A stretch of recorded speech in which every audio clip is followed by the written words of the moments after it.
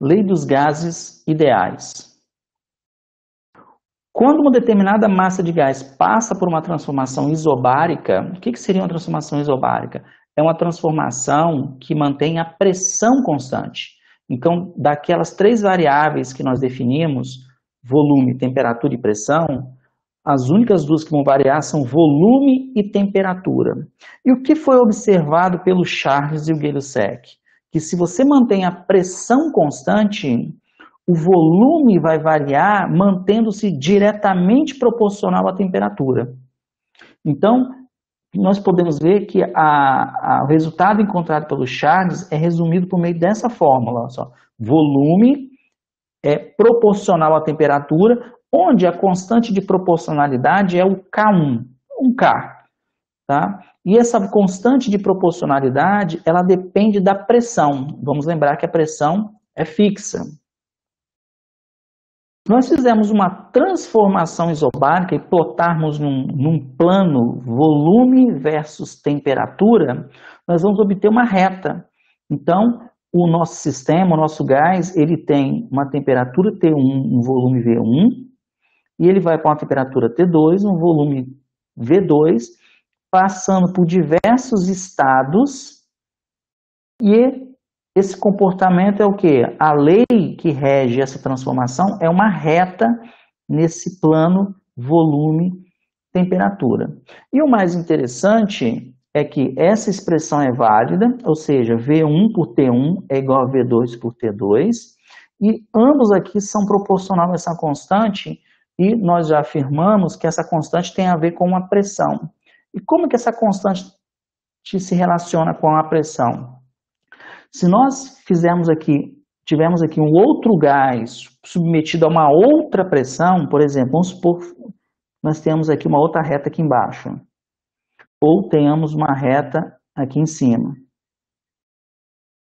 Okay? Nós temos três pressões diferentes aqui, e cada uma dessas pressões cada uma pressão que a gente colocar diferente vai dar origem a uma reta aqui diferente. O gás que tiver submetido a uma pressão maior, ele vai ter a inclinação menor. Então, se nós tivermos aqui uma pressão 1, uma pressão 2 e uma pressão 3 aqui, nós podemos afirmar que a pressão 1 é maior que a pressão 2 do gás 2, que é maior que a pressão 3. Tá? Fisicamente, o que isso quer dizer? O gás que tiver submetido a uma pressão maior,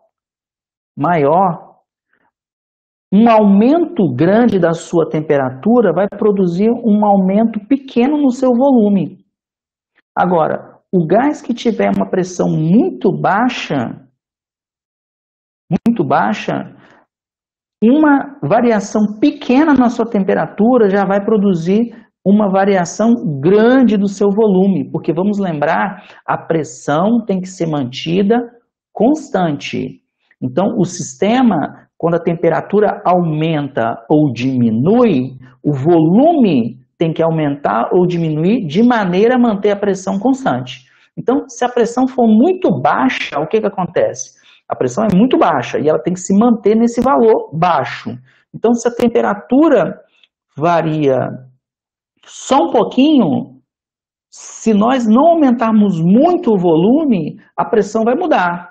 Então, o que a gente tem que fazer? Se a temperatura ela varia um pouquinho, por exemplo, para cá, ó, a variação do volume tem que ser grande para compensar de maneira que a pressão se mantenha constante.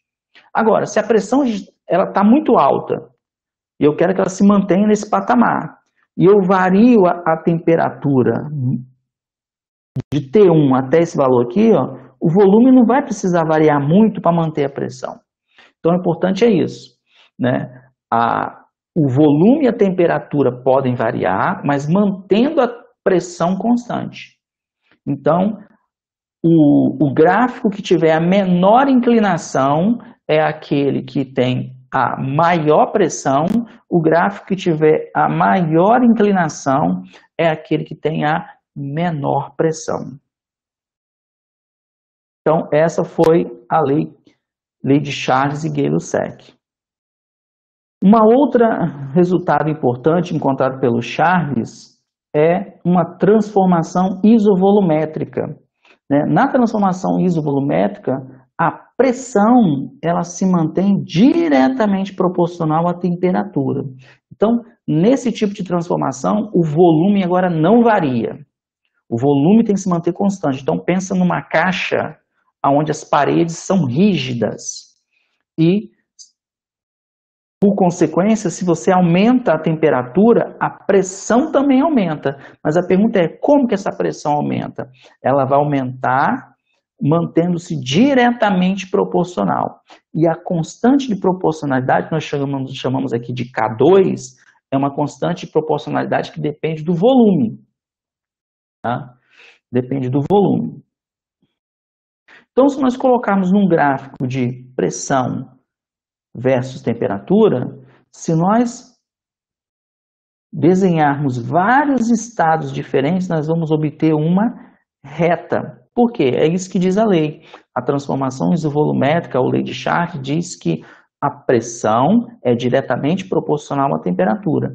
E essa relação aqui vale para ambos os casos. No caso, P1 dividido pela temperatura 1 é igual a P2 dividido pela temperatura 2, e os dois são iguais a uma constante. Essa constante depende do volume.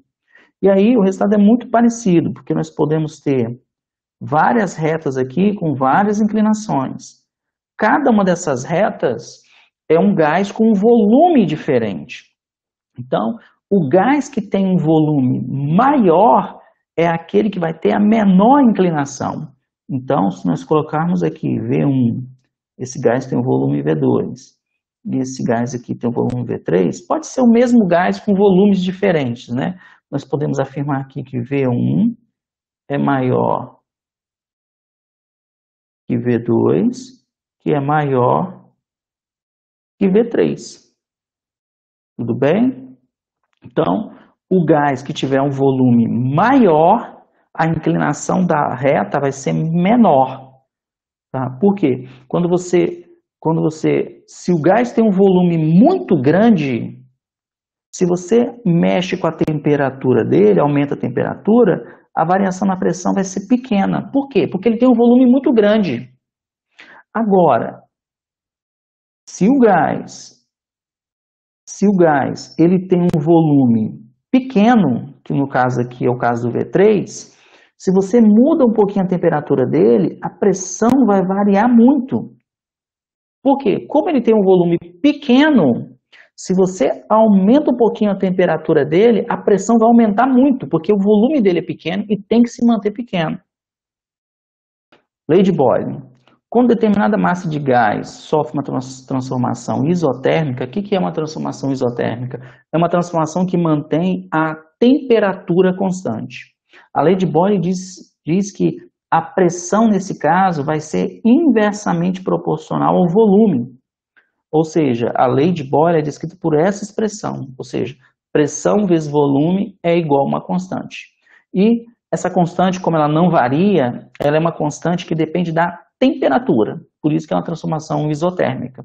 E dessa expressão fica claro que se a pressão aumenta, necessariamente para compensar, o volume tem que diminuir e vice-versa, para manter essa constante com o mesmo valor, né? Como o nome próprio diz, é uma constante, tá? Porque essa constante depende da temperatura. Plotando isso num diagrama PV, o que nós encontramos? Fazendo diversos pontos aqui para plotar esse gráfico, nós obtemos uma curva que é uma hipérbole. Tá? Na física, nós chamamos essa curva de curva isoterma. Por quê? Porque ela é uma curva de temperatura constante, ou seja, quando o sistema sai de um volume 1 e vai para um volume 2, por meio de um processo que é isotérmico, a sua temperatura se mantém constante. Então, o que vai acontecer aqui, sempre que o volume aumenta, a pressão vai diminuir de maneira a manter a temperatura constante. E o inverso também é verdade. Se o volume diminui, a pressão vai aumentar de maneira a manter a temperatura constante. Nós podemos também desenhar aqui várias hipérboles, e cada uma dessas hipérboles vai ser uma temperatura diferente. E cada uma dessas hipérboles vai ter uma constante diferente, nós já sabemos que essa constante depende da temperatura.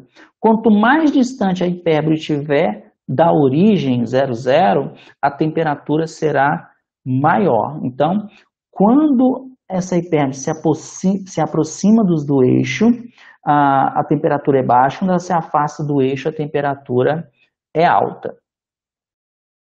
Nós vamos dizer que um gás ele é ideal ou ele obedece à lei dos gases ideais se as grandezas associadas a ele, no caso, a temperatura, a pressão e o volume, elas satisfazem as leis de Boyle, Charles e Gay-Lussac. Então, quando esse gás ele obedece a essas leis, nós vamos dizer que ele é um gás ideal. Uma outra coisa importante são as superfícies de pressão, volume e temperatura. Esse gás ideal, ele descreve uma superfície, que é essa aqui, ó, no espaço pressão, volume e temperatura. Então, nós temos aqui o eixo da pressão, o eixo da temperatura e o eixo do volume. E nós podemos pegar recortes nesse espaço tridimensional. Quando a gente pega um recorte no eixo da pressão e temperatura, a gente obtém essa lei. Quando a gente obtém um recorte no espaço de pressão versus volume, a gente obtém essa lei, que é a lei de Boyle. E nós podemos também tirar um recorte, né, na horizontal, pegando um recorte no volume e na temperatura, a gente obtém essa lei. Então, tanto a lei de Boyle, quanto a lei de Charles, quanto a de Charles e Gay-Lussac, no fundo elas são recortes nesse espaço tridimensional da superfície PVT. O gás, ele também pode sofrer, um gás ideal no caso, ele também pode sofrer uma transformação onde as suas três variáveis de estado, elas variam, no caso pressão, a volume e a temperatura. Então, quando isso acontece, isso aqui é verdade, ó. P1 vezes V1 dividido por T1 é igual a P2 vezes V2 dividido por T2. Essa equação mais geral, nós vamos chamar de equação geral dos gases. E todo gás ideal tem que satisfazer essa expressão, ou seja, esse produto com esse quociente aqui, ó, pressão multiplicado pelo volume e dividido pela temperatura, tem que ser sempre uma constante, um número. E vai sempre dar o mesmo número. Um resultado muito importante foi obtido por um cientista chamado Avogadro. O que o Avogadro obteve? Ele obteve o seguinte: na CNTP, o que é CNTP? Condições normais de temperatura e pressão. Então, a temperatura, no caso, vale 273 Kelvin e a pressão vale 1 atmosfera. Essa é condição normal de temperatura e pressão. Ele chegou à conclusão que sempre 1 mol de qualquer gás nessas condições, 273 graus Celsius, que é 0 graus Celsius em uma atmosfera, vai sempre ocupar o mesmo volume e vai possuir sempre o mesmo número de moléculas. Então, esse foi o resultado aqui o Avogadro obteve. Então, ele chegou a esse resultado, ou seja, 1 mol de qualquer gás nas condições normais de temperatura e pressão ocupa sempre o mesmo volume e possui 6,02 vezes 10 a 23 moléculas, ou 602 sextilhões de moléculas, né? O que é 1 mol? 1 mol de uma substância é uma quantidade de partículas, no caso 602 sextilhões de partículas, e faz com que a massa molecular da partícula seja exatamente expressa em gramas. Por exemplo, O oxigênio, a massa do oxigênio é 32 unidades. Se você tiver 1 mol de oxigênio, o que seria 1 mol de moléculas de oxigênio? 602 sextilhões de moléculas de oxigênio. Se vocês ajuntarem exatamente essa quantidade de oxigênio, né, nós vamos ter exatamente 32 gramas. E o que seria 1 mol de gás hidrogênio? A molécula de hidrogênio, se você juntar 602 sextilhões de moléculas de hidrogênio, nós vamos ter exatamente 2 gramas. Tá? Então, esse é o que nós chamamos de mol.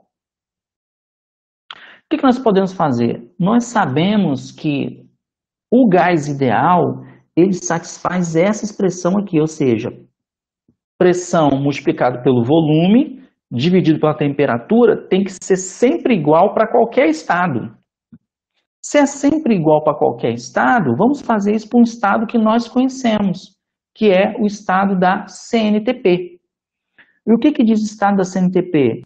A pressão de uma atmosfera e a 273,15 Kelvin, que é o 0 graus Celsius, esse gás vai ocupar um volume de 22,41 litros. Então, se nós sabemos o resultado desse número aqui para a CNTP, nós vamos saber para qualquer estado. Então, vamos fazer essa conta. Nós podemos fazer ela a partir desses valores, que vai resultar em 0,82 atmosfera vezes litro por mol vezes Kelvin.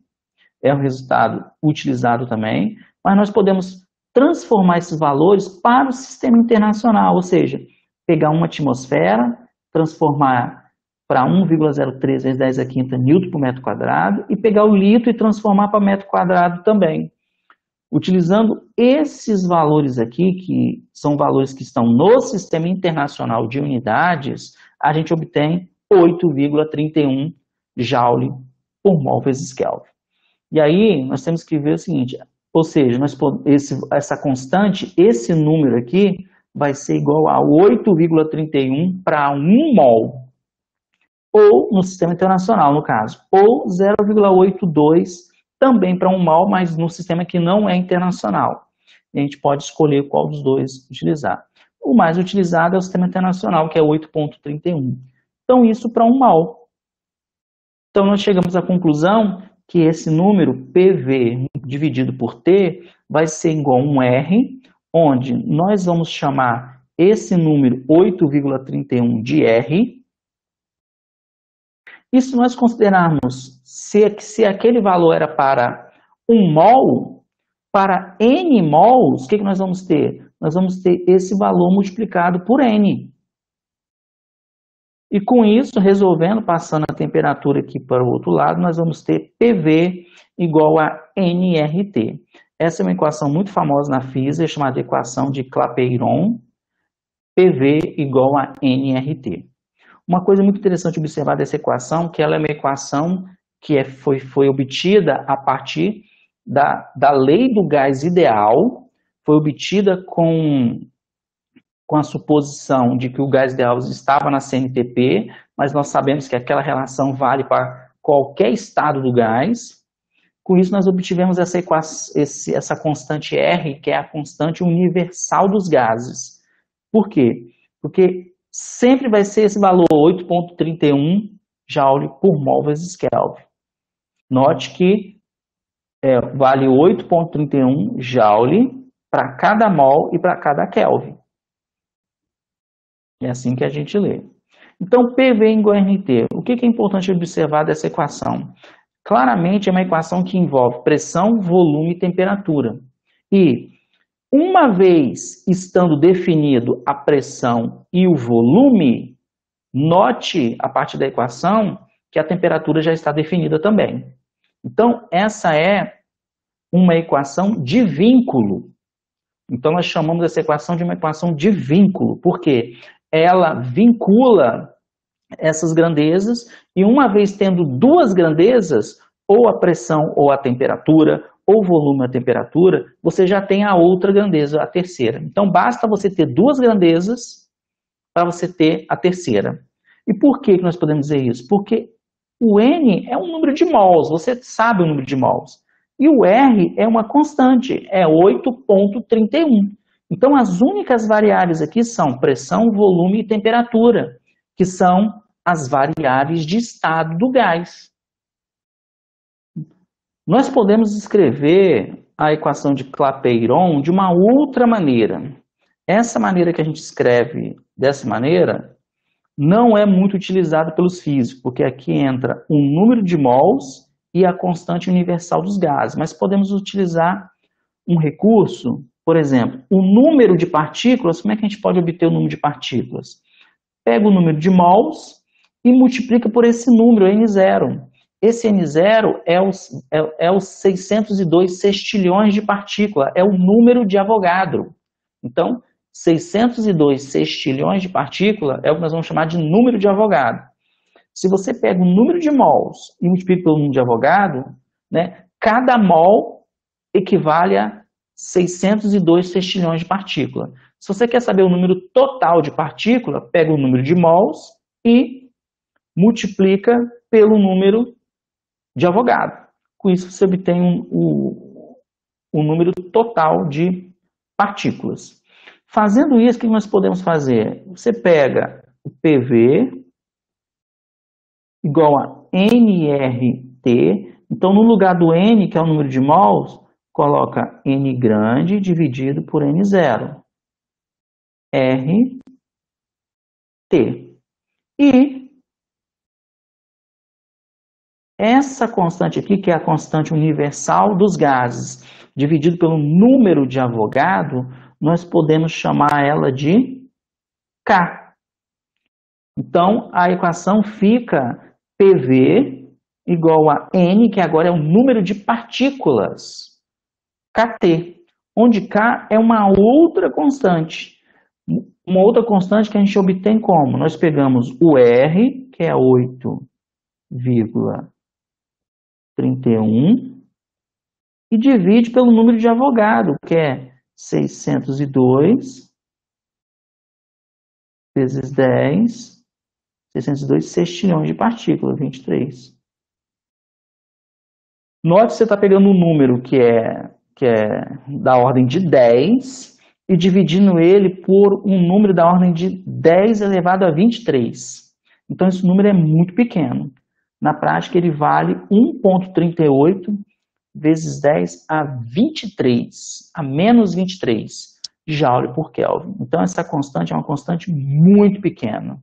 Note que essa constante tem a ver com energia por unidade de temperatura, mas ela é uma constante que é muito pequena. Nós vamos ver mais para frente que essa constante tem a ver com o mundo microscópico, por isso que ela é muito pequena, porque ela tem a ver com